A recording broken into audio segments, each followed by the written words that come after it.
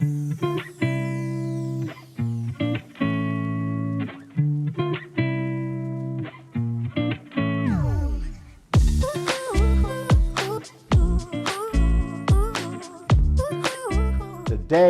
we are going to make Japanese style street food. Yes, we're going to make vegetable tempura. I know you love tempura. Tempura is just, it coats the vegetables, cooks up, tastes so good. I mean, who does not like fried food, right? We do, and we're going to do it. So I'm Chef Don McMillan.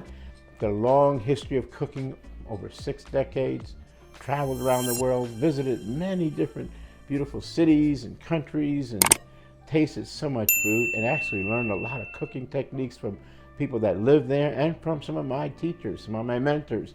Had a really good travel.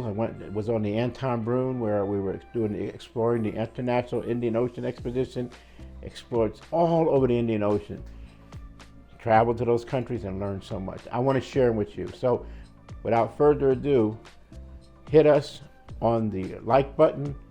You also got to subscribe. Let me know in the comment column below if you ever cooked any street food, you ever cooked any tempura. Let's talk about it, okay?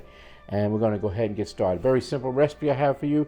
Very easy ingredients. You probably have all of them right at home. So I'm just using all-purpose flour and baking powder, salt, sugar.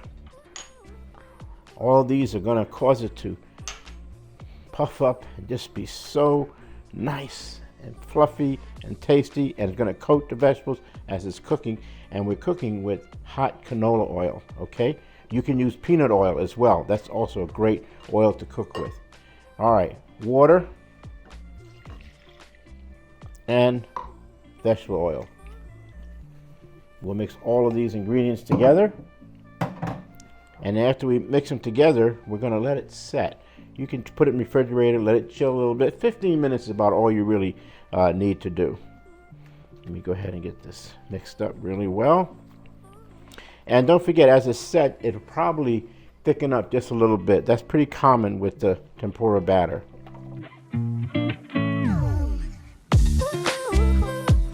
Okay, let me be sure I've got all the dry ingredients scraped up from the bottom of the bowl. Okay, so we're going to go ahead and set this in the refrigerator for about 15 minutes, and then we'll come back and start doing our vegetables. Now, while our batter is sitting in the refrigerator for about 15 minutes, I've got my oil heating up, and I'm going to get my vegetables cut up. So let's go ahead and cut this. We're going to cut our zucchini and yellow squash into some strips as well.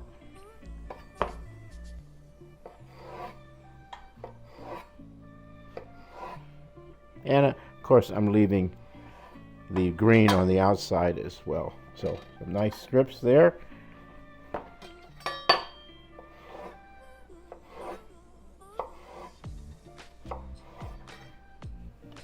And our yellow squash as well. You can try different sizes and shapes.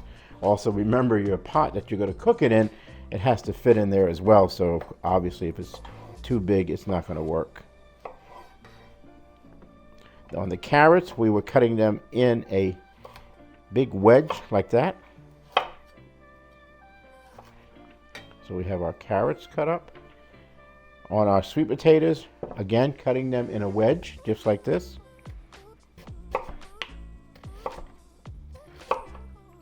Not very thick, because you do want it to cook up without burning. And here's our sweet potatoes. We have some onion rings that we have cut up earlier, and we're also going to cut up some pepper rings too. So here's my bell pepper, and again, not too thin. I'm going to remove the seeds in just a minute. I find that when I'm cutting the pepper, it holds up a lot better rather than to take the seeds out first. And of course, the bottom is just as tasty as the rest of the pepper. So let me go ahead and remove the seeds now. And by the way, they are edible. So, I mean, I know we don't use them, but you could plant them and grow your own peppers, or some people just like to put them into the salads just as is. And I have some plantain. So this is not a banana, it's plantain. And what I'm going to do is I'm going to go ahead and peel my plantain. And when you see it dark like this, it's called Madura. So Madura means it's more sweet. So it's going to be very sweet in the appearance. It also looks a lot more of a yellow kind of a substance, as you can see in here. Look how yellow it looks. But it's going to be very sweet. Take that off. I'll have to remove some of the skin as well.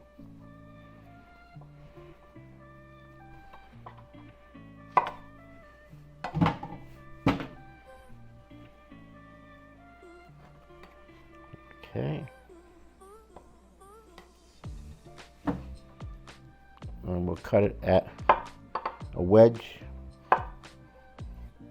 And you'll see when this cooks up, it'll be so sweet. Be like eating candy. All right, let's check the temperature of our oil. That's very important. I'm looking for 350 degrees. Okay, 325 is good. 350 is perfect. 375 is about as high as you want it to get. So always use a thermometer to check the temperature. It's very, very important. You don't, if you undercook it, if you have it, the oil's not hot enough, it'll be soggy. Or if the oil is too hot, it's going to be burnt, and that doesn't taste good. We're ready, so let's go ahead and get our batter out of the refrigerator and start cooking. All right, so we're going to dip our vegetables into the batter, coat them pretty good, shake off the batter, place them into the hot oil, and they'll cook up. They'll start to turn just a little bit brown, which is what we're looking for as well, but most of the time it's going to be nice white batter on the outside. So here's our spot. Be sure when they're cooking, you kind of move them a little bit until they start cooking, that they don't stick to each other, because they'll want to do that as well. Yeah, get in there. Okay, here's our plantain.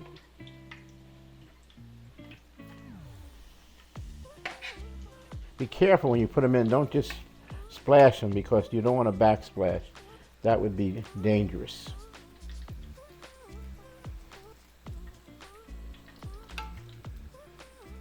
And remember, don't overfill your pot, because what will happen, the oil will cool off and you'll have it at the wrong temperature. Some onion rings. I'm kind of mixing it up a little bit over here, folks. Get a nice combination in here.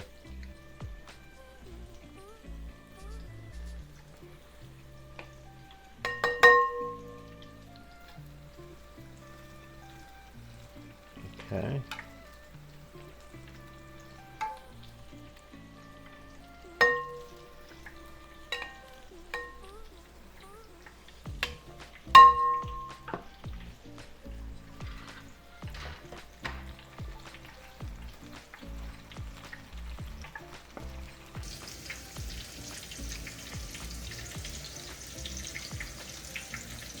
Okay, look at this. Isn't this just beautiful?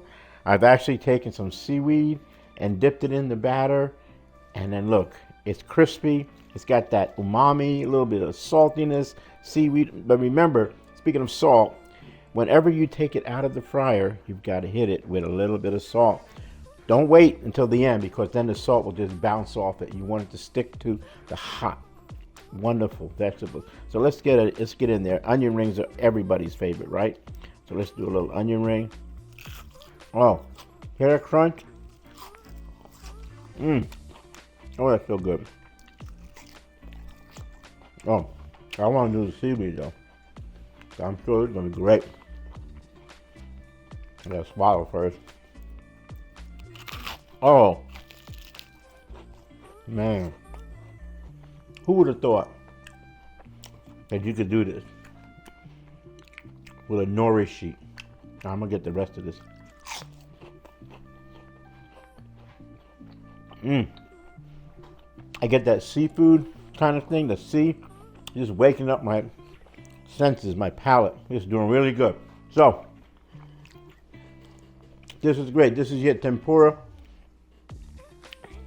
It would go great with, say, some of the ramen dishes we were doing, or some of the tteokbokki dishes we were doing. It could go good with just about everything. It is just so very flavorful. So please, definitely ring the bell. Let us know that you like what you see. Put some comments down below. So important, because we want to get back to you on that. Also, you definitely want to subscribe, and you want to hook up to our Patreon, because when you hook up to our Patreon, you are going to get exclusive back behind the scenes. You're going to get exclusive early access. You're going to see these videos before anybody else will get to see them, and we're going to do it all without any ads, so you can just watch it and enjoy it. So this is great. We've got so many more videos coming up for you. Like I said, we have some tteokbokki videos. We have a bunch of ramen videos, and we've got so many different things to help out you when you're loving to cook and enjoy all this wonderful food. So, as always, whenever we're cooking, it is absolutely simple and delicious.